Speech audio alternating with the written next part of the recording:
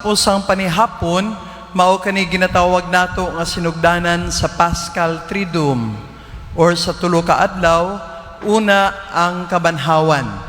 So eventually sa liturhikanhong pinulungan, officially nag-end na pud ang Kwaresma. Nahuman na ang Kwaresma, musulod na kita sa labing balaang mga adlaw sa ato ang pagtuo. Unya, sugda nato kining maong pagsaulog pinaagi sa misa sa katapusang panihapon. Nganuman nga gisugdan man o angayan man natong sugdan sa misa sa katapusang panihapon kining atuang pagpangandam sa kabanhawan para masabtan nato nga mga Kristiyanos o mga matuuhon ang tinuoray nga diwa o kahulugan sa mga major nga mga pagtulunan ni Jesus. Very fitting ang end sa ato ang ebanghelyo rong adlaw nagaingon, nagapakita ako kaninyo og panag-ingnan aron inyo usab kining buhaton. Sa ato ang ebanghelyo, duha kamatang sa institusyon ang gipadayag ni Jesus nga gikinahanglan ato ang puy-an, pamalandungan o kanunay natong i-perpetuate. Una, mao kaning katapusang panihapon nga maoy sinugdanan sa santos ug balaan nga Eucharistia, ang labing hinungdang timaan sa pagkaanaa sa Dios sa kalibutan. Ang Eucharistia nagatimaan sa kahulugan sa pag-anhi ni Kristo, nagatimaan kini sa gugma nga walay kinutuban. Ang Eucharistia nagapaila nga gibuhat sa Dios ang tanan para lamang pamatud-an sa kalibutan, pamatud-an sa katawhan nga willing ang Dios muhatag sa tanan, mubuhat sa tanan para lamang ipadayag sa katawhan unsa kadako ang gugma niya alang kanatong tanan. Kay unsa man di ay kining balaang Eucharistia, mao kani ti mailhan sa pagtugyan ni Jesus sa iyahang lawas ug dugo aron mamahimong atong kalan-ong espirituhanon. Gihatag niya ang iyahang lawas ug dugo, giula niya ang iyahang dugo pinaagi sa kasakitan ug kamatayon para mapanag-ambitan natong tanan, para dili kini mahanaw, para mulungtad kani hangtod sa kahangturan. Nga sa ato pa, ang gugma ni Kristo nga gipadayag niya pinaagi sa pagtugyan sa iyahang kaugalingon, wala gayoy katapusan. Apan kining maong sakramento, kining maong timaan sa gugma sa Dios, gikinahanglan ipadayon, ipaambit, ipatagamtam sa kalibutan. Hence, the sacrament of the Holy Order, ang pagkapari. Dili nato pwedeng mabulag ang Eucharistia o ang pagkapari. Kay ang Eucharistia, mahimo lamang sa ulugon kung adunay pari. O ang kinauyukang kinabuhi sa usa ka pari, mauman ang pagsaulog sa Eucharistia. Apan nasabtan baka gayud nato unsa ang kahulugan sa pagkapari. Ang pagkapari dili lamang grandiosong bokasyon, dili lamang stature or ibutang ka sa katawhan sa pedestal. Ang tinuurayng kahulugan sa pagkapari mao ang pag-realize nga gitawag ka aron puy-an ang kinabuhi ni Kristo. Unsa man kanang kinabuhian nga gipuy-an ni Kristo nga kinahanglan usab puy-an sa mga pari. Ang paghikalimot sa kaugalingon, paglantaw sa kasinatian sa uban, paghigugma sa mga kabus, ug pagtugyan sa kaugalingon alang sa katawhan nga angayng alagaran.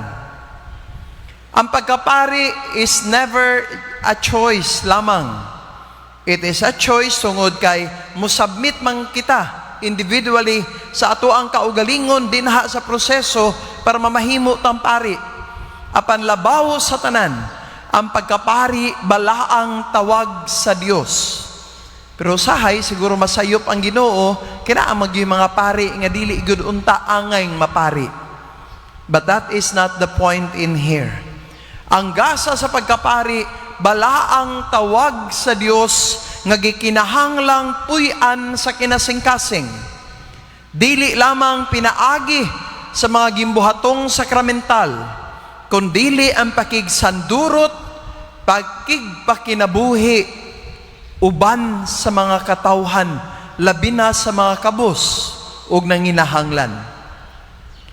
Ang kinabuhi sa pari, ang tawag sa pagkapari karong panahona, mas nahimong makahuluganon tungod kay gaatubang ang katawhan nining makalilisang nga pandemic, ang coronavirus. Kining higayuna nagahagit sa tanang mga kaparian. Be on the front line. Do not be afraid to die. Why should we be afraid to die? This is our lot. This is our calling.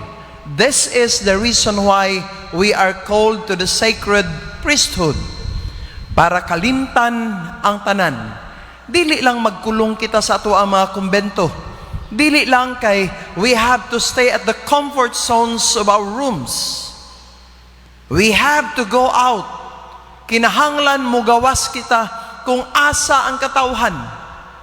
Doon na ay social distancing karon, wala na magpasabot nga kinahanglan layo kita sa katawhan.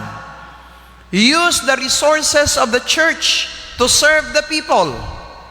Do not be afraid to lose everything, because that is the essence of our priesthood. Think first of the people entrusted to us by God, rather than being too preoccupied with yourselves, with ourselves. Mga igsuon, ang pagkapari timailhan sa lahom o kinauyukang pakahulugan sa Eucharistia. Ang pag-ula o pagtugyan sa kaugalingon para sa kahimayaan sa Dios o para sa pagpangalagad sa katawhan. Nani ato ang lisod nga kahimtang karon. All the more, dapat mas mabati sa katawhan ang presensya ni Kristo pinaagi natong mga kaparian. All the more dapat makita og masinati sa mga tao nga naa ang Dios ug wala gayud mo pahilayo sa katawhan. Pinaagi sa ato ang pagpaningkamot nga maalagaran sila. Grabe ang akong pamalandong in these past few days when I was confronted with the realities of our people. Dili kay mga 20 lang ka mga inahan ang ninduol nako, kay mangayog ipalit og gatas. Ngano mangayog magipalit og gatas? 3 months old ang ilahang mga anak, 5 months old ang ilahang anak, na ay usa pa lang ka bulan. Walay ipalit og gatas. Kaya ang ilahang mga bana, driver og habal-habal, driver og motor, driver og tricycle, driver og multicab, arawan ang sweldo sa una, nga karon wala nay pangita.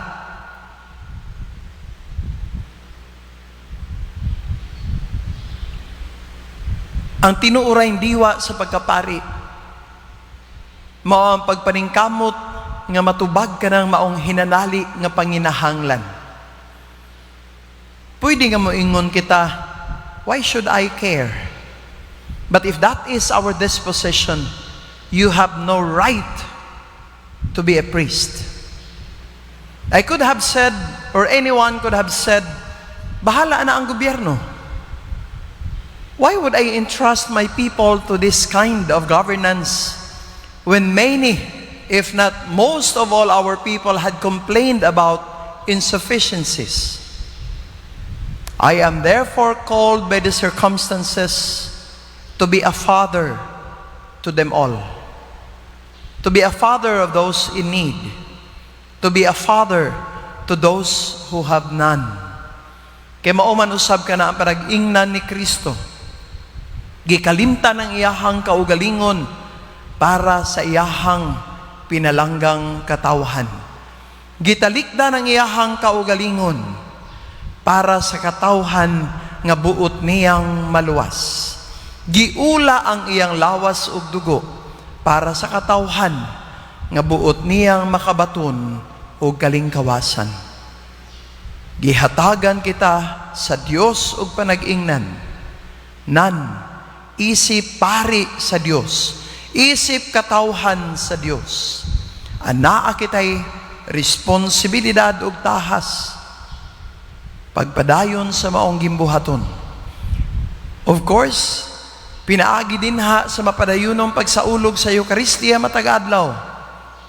But more than that, to put flesh and blood to the body of Christ in the midst of His own people, by serving them all the more, by caring for them, by loving them, and by standing for their cause without fear. Without fear. Because that is the essence of our call. Mao kana ang hinungdan nga nung pari kita. Mao nga ning misa nga tuang iampo sa Dios nga hatagan niyag kadasig ang tanang mga Kristohanon nga nindawat sa gasa sa pagkapari atol sa ilahang bunyag sa pag-alagad sa uban. Apan labawng importante sa tanan, hatagan sa Dios ug kaisog ug kadasig ang nindawat sa balaang orden sa pagkapari, pagbarug alang sa katawhan ug pagtubag kutob sa iyahang mahimo sa panginahanglan nila nga iya dapat alagaran bisag unsay mahitabo, bisag unsa ang mudangat. Hinaot pa unta.